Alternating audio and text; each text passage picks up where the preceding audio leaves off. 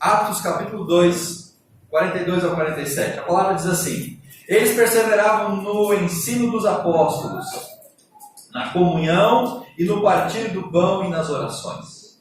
Em cada alma havia temor, e muitos sinais eram feitos extraordinários, realizados por meio dos apóstolos. Todos os que criam estavam unidos, tinham tudo em comum. Vendiam suas propriedades e bens e repartiam com todos segundo a necessidade de cada um. Perseverando de comum acordo todos os dias no templo, partindo o pão em casa, comiam com alegria e simplicidade de coração, louvando a Deus e contando com o favor de todo o povo. E o Senhor lhes acrescentava dia a dia os que iam sendo salvos. Meus irmãos, plantação, multiplicação de igrejas é a razão para o alcance maior do Evangelho. Como que o Evangelho vai alcançar um número maior de pessoas? Através da multiplicação de igrejas. Como que mais pessoas vão ouvir da graça de Jesus? Através da igreja que vai ao encontro dessas pessoas para levar a graça de Jesus. Então, a multiplicação de igrejas é a razão para que o Evangelho ele chegue mais longe, ele chegue a mais pessoas, e assim esse alcance do Evangelho possa transformar as vidas e os corações e as famílias que estão hoje destruídas pelo pecado, as famílias que hoje estão escravizadas pelas drogas, pelos vícios. É o Evangelho que vai trazer pura libertação e salvação. Mas o Evangelho ele chega ao coração das pessoas através de nós, discípulos. E quando a gente está reunido numa igreja, através da força da igreja, o Evangelho chega ao coração das pessoas. Amém? Por isso é importante nós pensarmos sobre multiplicação de igreja. Por quê? Porque multiplicar igreja é a razão com que o Evangelho vai avançar e vai alcançar um número muito maior de pessoas. Deus, ele concebe a igreja. A igreja nasce no coração de Deus. A igreja não é projeto humano. A igreja não é fruto de algo que o homem quis realizar. Deus, desde a eternidade, pensou na igreja. O Senhor já havia no seu interior, desde a eternidade passada, concebido a ideia de igreja, o povo de Deus, para levar o Evangelho. Cristo, ele vem e ele forma essa igreja. Cristo, ele dá as bases, ele reúne 12 homens, ele capacita esses homens, ele deixa os evangelhos para nortear a vida desta igreja. E depois vem então o Espírito Santo e completa esta obra, confirmando a igreja. Então a igreja nasce no coração de Deus, ela é formada, efetivada pelo ministério e a obra de Jesus Cristo, e ela é confirmada através do derramar do Espírito, e ainda até hoje, meus irmãos, através do agir do Espírito Santo. Ou seja, a Trindade, o Pai, o Filho e o Espírito Santo, eles tiveram um papel importante, eles têm ainda hoje um papel importante, e eles terão um papel importante sobre a igreja. A igreja está debaixo da autoridade da Trindade. A igreja está debaixo da soberania do Pai, do Filho e do Espírito Santo. A igreja não é um grupo de pessoas autônomos que não está subordinado a ninguém. A igreja está debaixo da autoridade, do poderio do Senhor Deus Pai, do Senhor Jesus Cristo e do Senhor Espírito Santo. A Bíblia diz em Efésios capítulo 1 e 1 Pedro capítulo 1, verso 20, que Deus, ele em Cristo, nos elegeu antes da fundação do mundo. Ou seja, já nos planos eternos de Deus, ele tinha um projeto e um propósito para alcançar e salvar o pecador perdido. E Deus, ele concretiza, ele efetiva esse plano de salvação através da igreja. A obra de Jesus Cristo, o seu ministério, a sua morte, a sua ressurreição, e que agora se torna a mensagem da igreja para as nações. Amados irmãos, Deus tem traçado um plano de salvação desde a eternidade. Antes de você nascer, Deus já havia planejado a sua salvação. Antes de você chegar a esse mundo, você já era conhecido no coração de Deus. E conforme Efésios 1:4 e 1 Pedro 1:20, Deus já havia planejado uma forma de salvar e remir você do pecado, para que você pudesse ter a salvação e a graça de Jesus. Esse plano que Deus traça na eternidade, ele é efetivado no Calvário, ou seja, quando Jesus morre na cruz.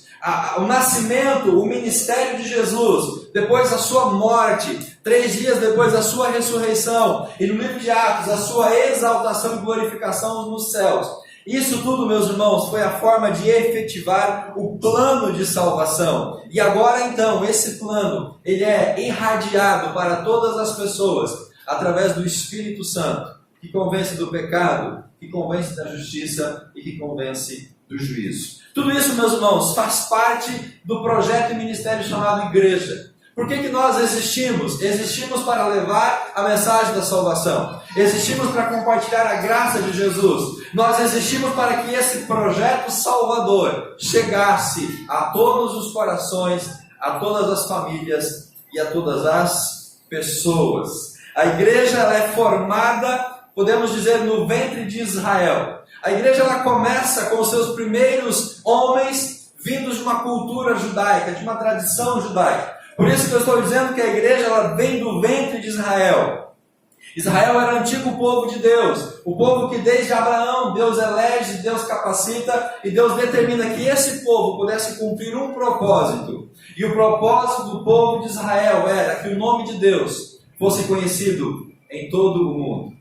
E a igreja tem esse mesmo propósito, meus irmãos, através da igreja, o nome de Deus, o evangelho da graça, tem que chegar a todas as pessoas que ainda não conhecem esta graça. Atos capítulo 24, verso 5 e 28, verso 22, quando o apóstolo Paulo compartilha o seu testemunho diante das autoridades, as pessoas estavam acusando o apóstolo Paulo de ser o líder de uma seita judaica, que era então o cristianismo. Para nós entendermos que a igreja ela começa dentro do ventre do povo de Israel. Tanto que as autoridades entendiam que a igreja era uma seita dos judeus. Era mais um braço daquela seita judaica que era então o povo do Senhor. Mas nós sabemos que a igreja ela transcende o povo de Israel. Ela vai além de uma seita judaica. Ela é o corpo de Cristo. E é isso que diferencia a igreja de Israel. A igreja ela é o corpo de Cristo.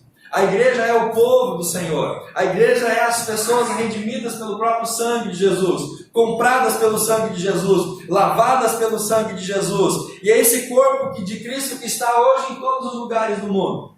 A igreja ela é universal, não porque ela é universal do reino de Deus, mas ela é universal porque ela está em todas as partes do mundo. Deus só tem uma igreja. Cristo só tem um corpo, e é desta igreja, e é desse corpo que todos nós pertencemos. Como igreja local, nós somos um corpo cristão, nós fazemos parte de uma comunidade local, mas espiritualmente, meus irmãos, nós estamos ligados a todas as pessoas no mundo inteiro. A igreja, ela não tem barreira de raça, de cultura e nem barreira geográfica. Deus tem uma igreja, Ele tem um povo. Você pertence a esta igreja, você pertence a esse povo, amém? Amém? E nós temos a responsabilidade então de multiplicar esse movimento, multiplicar isso para que a graça do Senhor alcance um número maior de pessoas. Hoje eu quero compartilhar com você 3 pensamentos bem básicos em relação à multiplicação de igreja. E o primeiro pensamento é a partir de Mateus capítulo 16, verso 18. Já abra sua Bíblia nesse texto, Mateus capítulo 16, verso 18. Eu começo a partir dessa passagem da Bíblia para a gente entender qual é a base da igreja. Qual é o alicerce da igreja? Qual é o fundamento da igreja? Sobre o que a igreja está alicerçada? Quem mantém? Quem sustenta? Quem governa? Quem dirige? Quem comanda a igreja? E amados, quando a gente pensa em igreja, nós temos que pensar e ter muito claro isso, para que a igreja possa entender qual que é o seu fundamento, qual que é a sua base, qual que é a sua sustentabilidade, quem sustenta a igreja.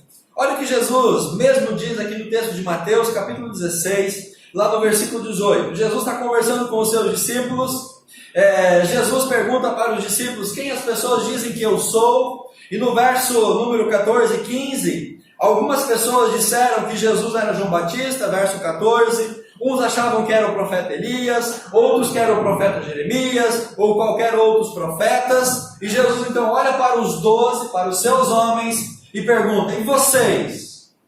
Quem vocês dizem que eu sou? E aí Pedro toma a palavra, e ele diz então no verso 16, Pedro responde e disse: tu és o Cristo, o Filho do Deus vivo. E aí Jesus vai dialogando com Pedro, dizendo que ele foi orientado sobre essa revelação não pela carne, mas pelo sangue. E no verso 18, Jesus então vira para Pedro e diz para ele o seguinte: eu digo ainda que tu és Pedro, sobre esta pedra edificarei a minha igreja, e as portas do inferno não vão prevalecer contra ela. Amados irmãos, sobre esta pedra, Jesus está dizendo: edificarei a minha igreja. E a nossa intenção aqui nesse primeiro momento é identificar quem era esta pedra. Porque é sobre esta pedra, essa base, essa rocha, esse alicerce, que Jesus iria então edificar a sua igreja. Aquela igreja que nasce no coração de Deus e que agora Jesus está começando a trazer forma. Jesus está começando a edificar, a formar, a dar corpo para essa igreja. Logo, essa igreja precisava de uma base, de um alicerce. E essa base e esse alicerce precisa estar muito claro nas nossas mentes e no nosso coração, para que a gente não construa, a gente não edifique a igreja sobre um alicerce equivocado. A questão principal aqui, amados, não é a semântica das palavras. Muitas pessoas, quando vão falar sobre Mateus 16, 18, elas focam nas palavras Pedro e na palavra pedra. E dizem que Pedro significa um pedregulho e pedra significa uma pedra grande, uma rocha. Tem uma certa relevância, mas a palavra grega para Pedro e pedra é a mesma raiz, é o mesmo radical, só uma pequena variação. Então, o significado da palavra não é o mais importante aqui. O que é o mais importante aqui é a semântica, é o sentido disso. O que importa é considerar a base, é considerar o alicerce, sobre o que, sobre quem essa igreja seria edificada. E para entender isso, nós temos que lembrar agora o texto de Mateus, capítulo 7, quando Jesus termina o Sermão do Monte. Mateus capítulo 7, verso 24 e 27, Jesus conclui o Sermão do Monte dizendo assim: aquele que ouve as minhas palavras e coloca em prática é como um homem prudente que constrói a sua casa sobre a rocha. Vem os ventos, vem as chuvas, o temporal, e ela fica firme. Aquele que ouve e não pratica é como um homem tolo que constrói a sua casa sobre areia, e quando vem a catástrofe, ela vai ruir. Meus irmãos, quando a gente fala de base, de alicerce, de fundamento, nós temos que entender que é sobre isso que a igreja, então, seria construída. E se nós termos em consideração que a base aqui possa ser Pedro, o apóstolo Pedro, que é uma das interpretações, inclusive tem um grande grupo religioso, a maior igreja dita cristã do Brasil, ela entende exatamente isso, que a base, que o alicerce, que o fundamento da igreja é Pedro, mas não. Por que Pedro não pode ser o alicerce? Por que Pedro não pode ser a base? Por que Pedro não pode ser o fundamento da igreja? Porque se você lembra um pouquinho das características de Pedro, se você trouxer agora na memória o homem, o discípulo Pedro, nós vamos ver que ele não tinha os elementos, as características suficientes para ser base da igreja de Cristo. Por exemplo, Pedro era muito instável. Pedro era muito volátil, Pedro era inconsistente, ele era impulsivo. Pedro negou a Jesus 3 vezes. Pedro renegou o seu chamado de discípulo e ele volta a pescar. Então nós podemos dizer que Pedro, ele era uma pessoa instável, insegura, imprópria para ser o alicerce da igreja. Ele não poderia ser o sustento da igreja de Cristo. Mesmo depois de sendo restaurado, mesmo lá em João capítulo 21, quando Jesus vai conversar com Pedro, pedindo se ele o amasse, e depois disso Jesus restaura Pedro para o seu chamado, para o seu ministério, e a partir de então ele se torna um homem de Deus muito abençoado. Mesmo depois disso, Pedro não tinha características ou as qualificações. Ele não poderia ser o alicerce da igreja. Então, meus irmãos, quando nós pensamos em base da igreja, nós temos que entender claramente que essa base só pode ser uma pessoa. Essa base só pode ser atribuída a alguém. E esse alguém é Jesus Cristo. O diálogo de Jesus com Pedro era mais ou menos assim: Jesus dizendo: olha, você é Pedro, e sobre esta pedra... A ideia que eu faço da leitura do texto de Mateus 16, 18, é que quando Jesus fala sobre esta pedra, ele bate no próprio peito dele. Diz: Pedro, você não é qualificado, mas sobre mim, a minha pessoa, sobre o meu ministério, sobre quem eu sou, é que eu vou edificar a minha igreja. A pedra, meus irmãos, ela remete à declaração do próprio Pedro no verso 16. E o que Pedro diz no verso 16? Tu és o Cristo, o Filho do Deus vivo. Então Jesus fala para ele: Pedro, sobre a tua declaração, sobre essa verdade que não foi você quem chegou a ela, mas foi o Espírito quem te revelou. É sobre esta declaração que eu sou o Messias, que eu sou o Salvador, que eu sou o Filho de Deus. É sobre esta base que eu vou edificar a minha igreja. A igreja vai ser construída sobre a pessoa do Messias, aquele que veio para redimir, aquele que veio para salvar, aquele que veio para restaurar as pessoas perdidas. É o próprio Cristo, a pedra angular.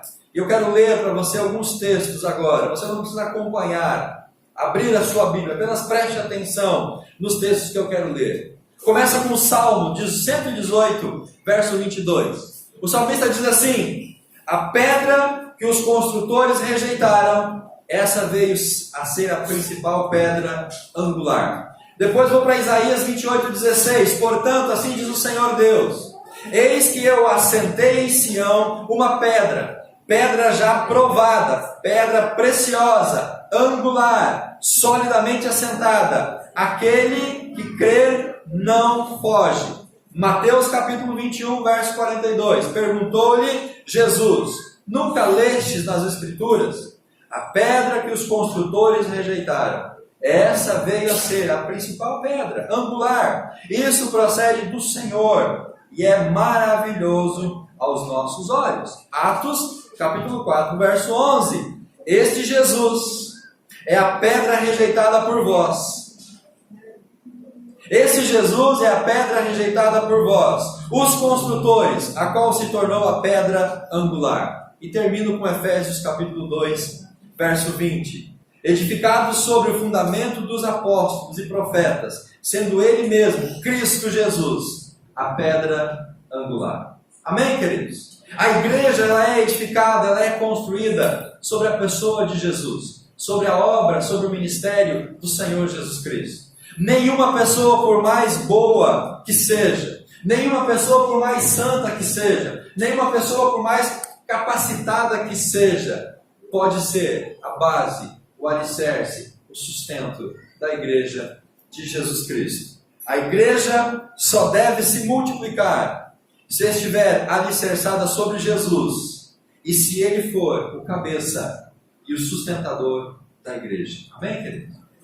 Porque se não for esta a base da igreja, é melhor que a igreja não se multiplique. Se esse não for o alicerce da igreja, é melhor que essa igreja fique do jeito que ela está. Então, a primeira coisa, se nós como igreja local pensarmos em multiplicar, plantarmos uma igreja, duas igrejas ou tantas outras igrejas quanto a gente queira, nós temos que primeiro começar entendendo que a igreja que for plantada, a igreja que for multiplicada, a base dela vai ser Jesus Cristo. Não vai ser o pastor, não vai ser os líderes, não vai ser o missionário que vai plantar aquela igreja. Nenhuma pessoa é suficientemente boa ou capaz de sustentar sobre ela a igreja do povo de Deus. Segundo pensamento que eu quero compartilhar com você, Atos capítulo 2, o texto que nós lemos no começo. Abra a sua Bíblia lá, você vai precisar deixar a sua Bíblia aberta nesse texto agora. Uma vez que a base já foi identificada por nós, é Jesus Cristo, vamos avançar agora. Como nós vamos promover o crescimento da igreja? Capítulo 2 de Atos. Nós temos aqui alguns elementos importantes para a gente pensar sobre a base para o crescimento da igreja. Capítulo 2 de Atos, deixa sua Bíblia aberta a partir do verso 42. A igreja se torna visível no Pentecostes. Então, essa igreja que nasce no coração de Deus, essa igreja que é efetivada por Jesus Cristo, agora ela começa a tomar forma, a se tornar visível em Atos capítulo 2. Aqueles homens, aqueles apóstolos, os discípulos, depois que Jesus é morto, ressuscita e é elevado aos céus, aqueles homens se reúnem para um lugar de oração em Jerusalém, capítulo 1 de Atos. Eles ficam por algum tempo lá orando, e no capítulo 2 vai dizer que um grupo de 120 pessoas estava reunidas para a oração, e o Espírito Santo é derramado sobre aquele grupo. E aquela igreja que até então estava oculta aos olhos da sociedade, essa igreja agora ela vai tomar forma, essa igreja vai se tornar visível, essa igreja agora vai aparecer para as pessoas. Essa igreja vai começar agora a se destacar. Então a igreja se torna visível em Atos capítulo 2. Ela cresce pelo testemunho pessoal dos seus membros. Mais membros, mais testemunhas, mais igrejas. 100 membros, 100 testemunhas, 100 igrejas. A base para o crescimento, para a multiplicação e a expansão da igreja são pessoas. Atos capítulo 2, que nós já vamos chegar aqui em 6 marcas de uma igreja que cresce e se multiplica. Primeira marca para uma igreja que quer crescer e se multiplicar é doutrina dos apóstolos. O verso 42 diz que eles perseveravam no ensino dos apóstolos, ou doutrina dos apóstolos. Meus irmãos, uma igreja sem base bíblica, essa igreja não cresce. Igreja que não prega a palavra é uma igreja que não cresce. Igreja que não está centrada na palavra é uma igreja que não cresce. Ela pode ter um boom de inchaço. Ela pode até se tornar numerosa. Mas o que vai sustentar a igreja, o alicerce da igreja, pilar da igreja, além de Jesus Cristo, que é a base, é o alicerce, as colunas, os pilares dessa igreja, é a doutrina, é a palavra, são os evangelhos. Então, para que a igreja possa crescer bem sustentada, ela precisa de, eu vou usar a palavra doutrina, mas não entenda doutrina como usos e costumes de homens. Ela precisa de doutrina no sentido de palavra de Deus, de princípios da palavra, de seguir a palavra, de obedecer a palavra e viver aquilo que está na palavra. As pessoas hoje anseiam por igrejas que sejam igrejas bíblicas, igrejas sérias, igrejas honestas, igrejas que tenham ética e moral diante da palavra. Por isso, meus irmãos, nós como igreja local aqui, não vamos abrir mão da palavra de Deus. Nós não vamos fazer show aqui na frente. Nós não vamos usar pirotecnia aqui na frente. Nós não vamos fazer stand-up gospel aqui na frente para entreter as pessoas que vêm ao culto. Nós vamos usar o tempo do culto para pregar a palavra. E se a palavra não chegar no seu coração, meu irmão, desculpa, não tem outro elemento para chegar no seu coração, a não ser a palavra. Porque não é eu que estou pregando, não é as pessoas que estão aqui pregando, mas é a palavra que vai chegar ao coração das pessoas. Então nós temos que estar centradas na palavra ou a doutrina dos apóstolos. Segunda característica, comunhão. O texto vai evoluindo e Lucas diz que eles perseveravam na doutrina e na comunhão, no partir do pão. Então, além de base bíblica de palavra, a igreja precisa de comunhão. Uma igreja que não se relaciona é uma igreja que se atrofia, é uma igreja que se afasta. Amado irmão, querido amigo, você que está conosco aqui, se você não estiver disposto a estar em comunhão com as outras pessoas, se você não estiver disposto a sacrificar parte do seu tempo, da sua agenda, para estar em comunhão, seja num pequeno grupo durante a semana, seja numa reunião de oração, ou seja fazendo uma visita, tomando um café, seja lá o que for, mas se nós não investirmos em comunhão, nós vamos nos afastar.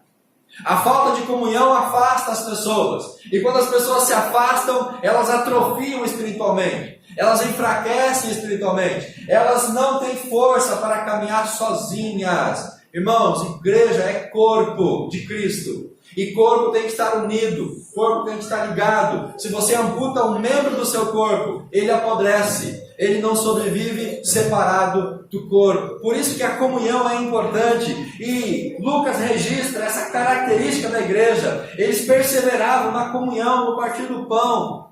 Eles tinham prazer de estar juntos uns com os outros. Terceira característica, ainda no verso 42, oração. Igreja que não ora é uma igreja que não desfruta de intimidade com Deus. A intimidade com Deus, ela nasce, meus irmãos, através da oração.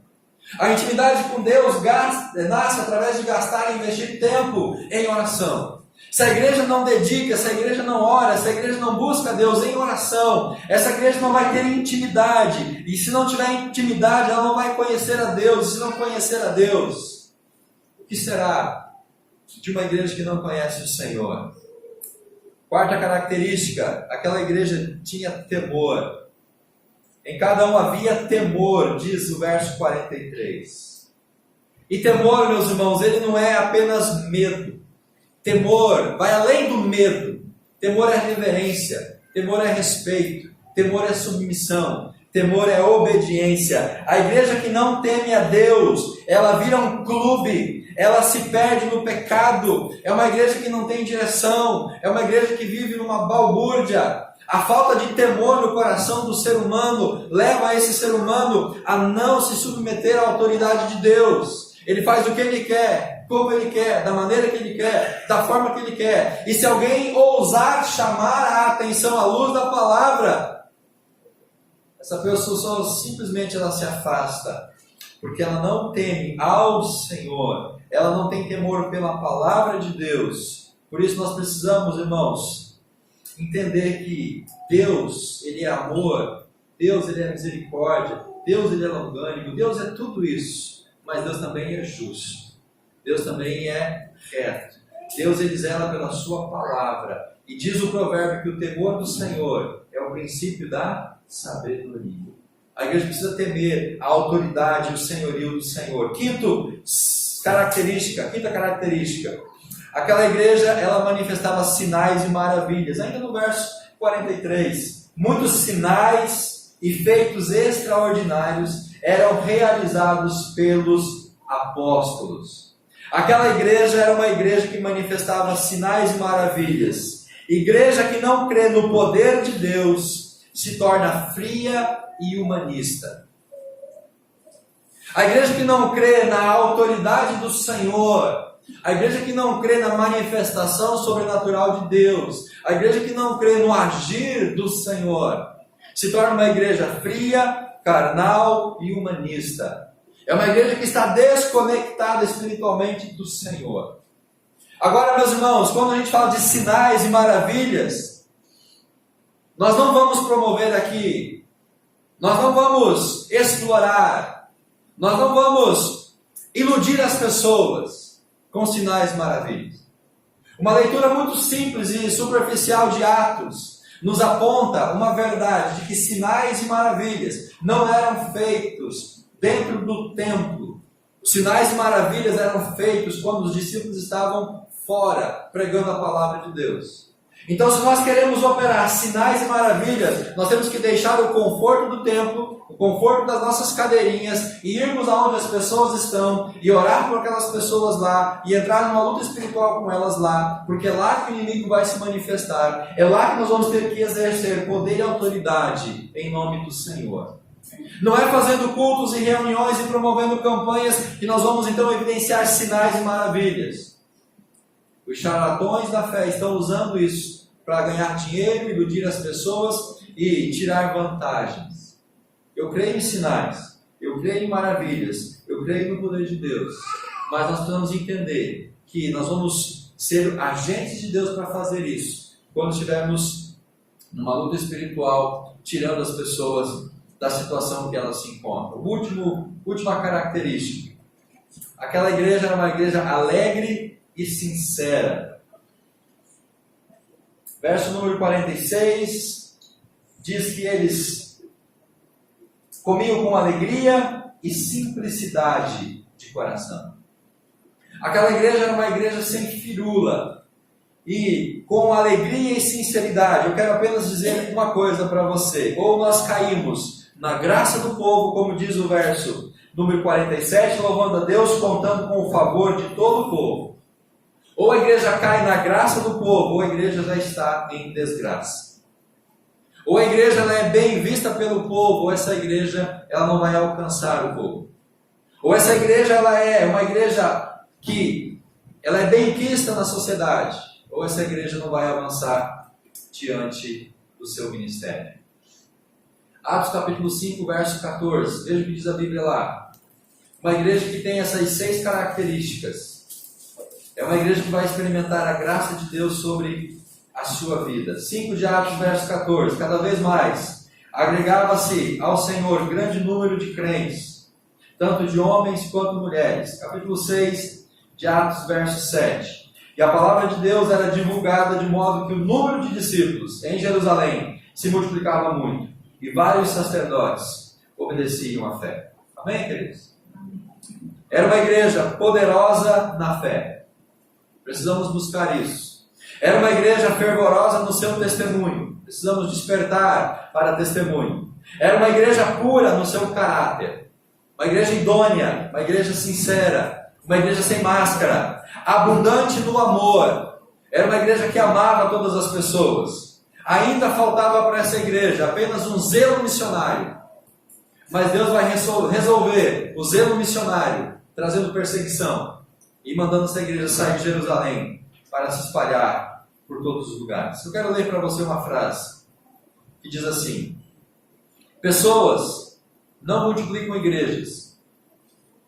Pessoas multiplicam pessoas, que essas pessoas juntas formam uma igreja.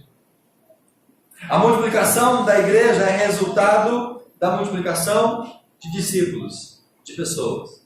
Então, irmãos, se nós queremos multiplicar a igreja, se nós queremos abrir novas igrejas, se nós queremos plantar outras igrejas, nós temos que pensar em multiplicar pessoas. Amém?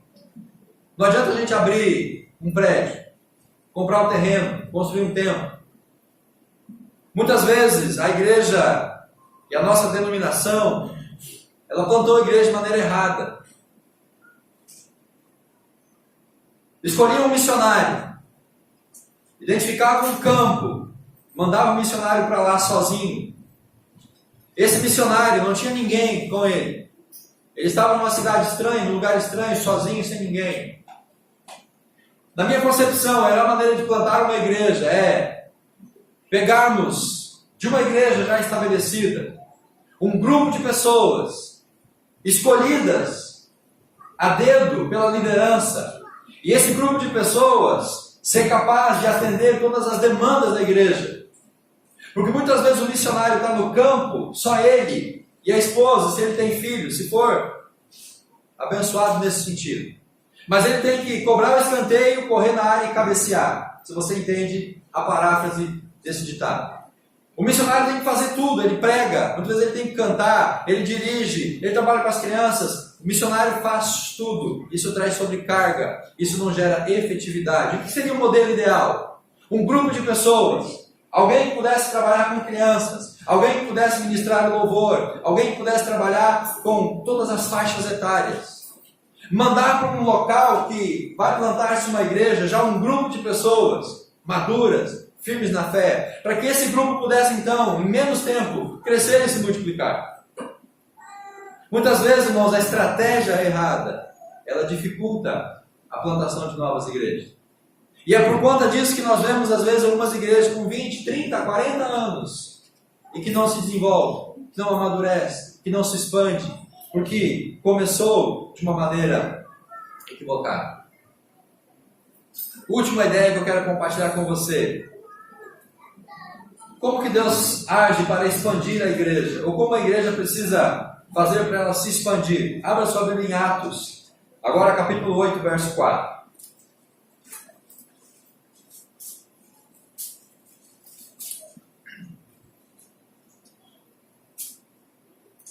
Capítulo 8 de Atos, versículos de 1 ao 4. Saulo aprovou a sua morte. No mesmo dia, levantou-se grande perseguição contra a igreja que estava em Jerusalém. Todos, exceto os apóstolos, foram dispersos pelas regiões da Judéia e Samaria. Alguns homens piedosos sepultaram Estevão, lamentaram muito por ele. Saulo, porém, assolava a igreja, entrando pelas casas, arrastava homens e mulheres e os colocava na prisão. Verso 4. No entanto, os que foram dispersos iam por toda parte, anunciando a palavra de Deus. A base, o alicerce, o sustento da igreja é Cristo. Essa igreja vai crescer se ela tiver as características que eu mencionei anteriormente. E agora essa igreja precisa entender que ela precisa, além de crescer, ela precisa se expandir. E talvez um dos erros, meus irmãos, da igreja hoje é justamente desobedecer a ordem de Deus em se expandir. Talvez o erro da igreja cristã hoje seja a síndrome da Torre de Babel. Desde o começo Deus diz, multipliquem-se, encham a terra, se espalhem. Isso vem do Gênesis capítulo 1. Quando Noé sai da arca, Deus diz, Noé, cresça, se multiplica, se espalhe sobre a terra. E nós chegamos no Gênesis capítulo 11, as pessoas, em vez de se espalhar pela terra, elas se reuniram para construir uma torre que chegasse até o céu. E é essa síndrome da Torre de Babel que hoje, muitas vezes, não vou generalizar, mas em muitas situações, é o que impede a igreja de ser mais eficiente na sua expansão. Porque as pessoas começam a se aglomerar, a se ajuntar. 50, 100, 150, 500, 1000 pessoas, 5.000 pessoas, 10.000 pessoas num único lugar. Não que isso não seja bênção, não que isso não possa levar à expansão da igreja. Mas se nós tivermos uma igreja de 500 pessoas, se nós pegarmos dessas 500, 50 pessoas, como eu disse anteriormente, treinadas, capacitadas, crentes maduros, que pudessem atender todas as áreas que uma igreja necessita, e pegarmos essas 50 pessoas, irmãos, a gente quer plantar uma igreja lá em tal lugar. Você que é profissional, pede transferência para lá. Você que é profissional autônomo, vá trabalhar naquele lugar. Leve a sua família, leve os seus filhos. Vocês vão morar todos naquele lugar, com a intenção de ali plantar uma igreja. E aquelas 50 pessoas, elas unidas, elas começam juntas a trabalhar para plantar uma igreja. Pergunto aos irmãos, o que teria mais sucesso? Um grupo de 50 pessoas trabalhando juntas para plantar uma igreja? Ou um casal de missionários sozinho plantando uma igreja? Então muitas vezes nós estamos falhando no plantar e multiplicar igrejas porque estamos usando uma estratégia, ou nós não queremos simplesmente ser expediente e bênção nas mãos de Deus. Irmãos, é muito bom a gente estar junto, é bom a gente ter conforto, é bom a gente ter comunhão, é bom a gente ter tudo do bom e do melhor. Nesse tempo que nós tivemos em Curitiba, a gente pôde conhecer algumas igrejas que são bênçãos, igrejas que você olha assim e vê algo que é totalmente fora de uma compreensão. Igrejas com 5.000 pessoas, com 10.000 pessoas. Uma questão maravilhosa. Igrejas que são grandes, mas que em algumas situações elas estão falhando no multiplicar igrejas. Porque elas estão juntas, elas estão ali. E quanto mais pessoas juntas, mais necessidade, mais coisas nós precisamos fazer, mais demandas, mais recursos, e muitas vezes a igreja consome todo o seu recurso para se manter, e a igreja começa a perder a noção, a visão, a realidade, a centralidade, e a gente começa a divagar, se tornando apenas um aglomerado de pessoas.